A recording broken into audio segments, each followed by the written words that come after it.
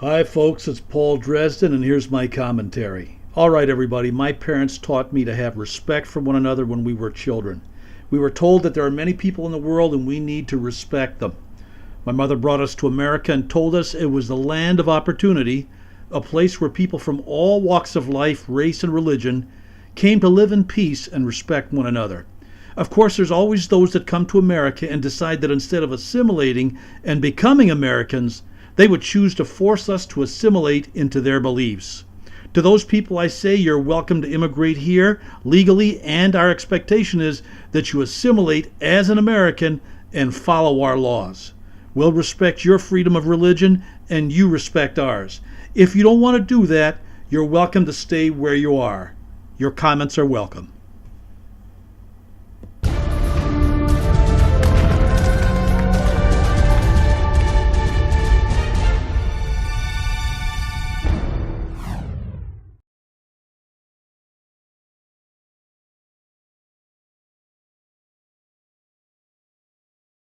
Our investigation started 2 years ago.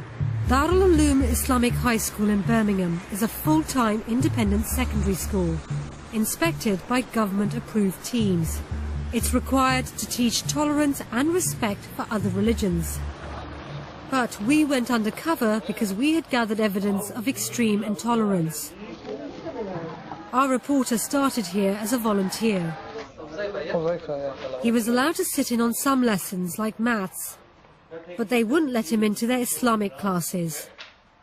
So in July last year, he went into one of the rooms where we'd heard they teach Islamic studies, and he left a hidden camera there.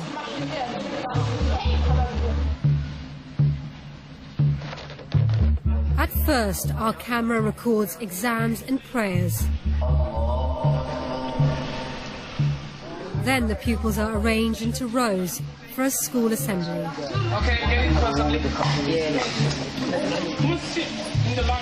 The speaker addresses all the pupils aged 11 and upwards. He starts by talking about people who worship ridiculous things. But there are some people in the world who decide not to use the intellect. They are happy worshipping idols, they worship the cows. It's the Hindus, isn't it? This is how he describes Hindu religious practices. If we choose to worship such ridiculous things, a cow. Now, how can anyone worship a cow? First thing he does is he rides that cow, he sits on the cow, his God, he sits on his God, and at times he needs to clean for his God. At times God steps over him. At times God goes to sleep. At times he eats God is hungry. Yeah, cows.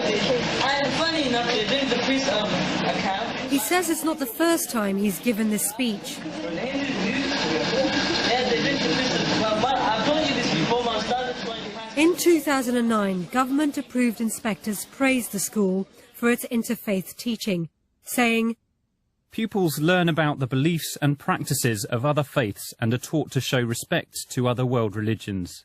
It seems the inspectors weren't aware of teaching like this. This is how British children are being taught to read the Quran. In a Muslim faith school in the north of England. Here's what 11-year-old Muslim children are being taught about non-Muslims in a full-time secondary school. Allah has said that the disbelievers, they are the worst of all the creatures. And what they're told about other Muslims. A person who's got less than a fistful beard, then you should stay away from him the same way you stay away from a serpent or a snake. He puts a question to the children about Hindus and other idol worshippers. Do they have any intellect? No. Meaning Allah subhanahu wa ta'ala. When the speaker comes closer to the camera, he only looks about 18 or 19 years old. Darul Uloom School says its pupils are taught to preach the message of Islam, and it seems our camera has filmed a senior student practicing. While he was preaching, there were teachers and other senior students keeping order in the room. But they did nothing to contradict his teachings. They told the children to be quiet and pay attention to the speaker. You have no respect enough. Go, give me a speech. This is one of 38 secondary schools set up by different Islamic organizations to train the next generation of imams and community leaders.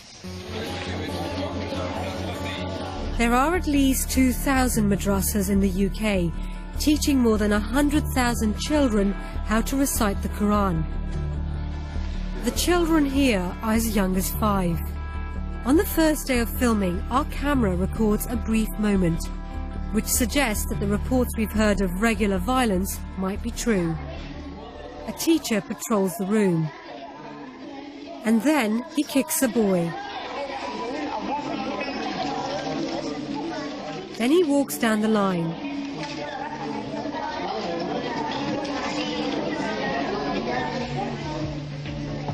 That was all we managed to film in the summer, and both schools broke up for the holidays.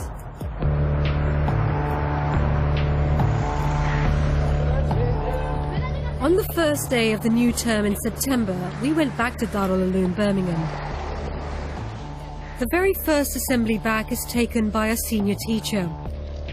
The boys have been away for a month, and all of them have their haircuts checked by the teachers. Children with non-Muslim haircuts are sent to stand against the wall. The senior teacher says looking like non-Muslims is forbidden. He uses the word kafar, an often derogatory term meaning disbeliever or infidel. There'll be regular haircut checks. Okay, you must make sure you don't get these what's fashionable now amongst in society. Okay, the Kufar introduce something and we Muslims take it on the board. You know. He says teachers will take drastic action. For those parents that give us permission, yeah, we've got trimmers and everything here. So don't expect professional haircuts from us. He tells them that looking like non-Muslims is a way of enslaving them. He associates British society with shaitan, the Islamic version of Satan.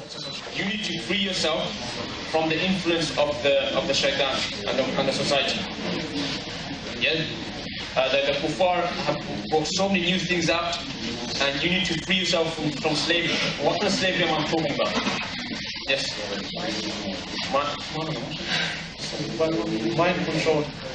Yeah? Mind control, mashallah. Yeah? They're controlling your minds. You're doing what they want.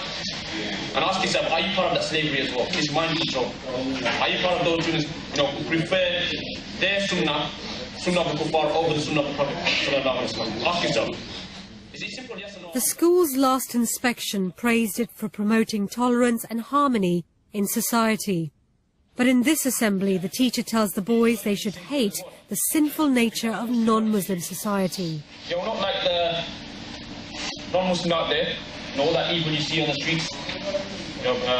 People not wearing hijab properly, people smoking, people walking like they got something stuck in their hands. Yeah, these kind of things. Yeah, you should hate it. They should hate walking down that street.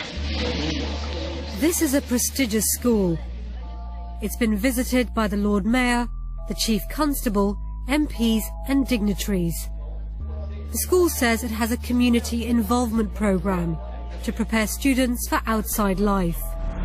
We are going into full-scale social segregation and separation. And unless we tackle this now, we will reap the whirlwind. What did you think about the repeated use of kafar? Never would a kafir enter Jannah until a camel enters the eye of a needle. It's like the N-word. It's a term of abuse, a term of censure, condemnation. Some of the teachings that we've shown you, do you think they could be described as hate teachings? There's no shadow of doubt. When you teach children that they should be intolerant of other faiths, have no respect for them, you are breeding hostility, antipathy, and animosity to others. If that's not hate,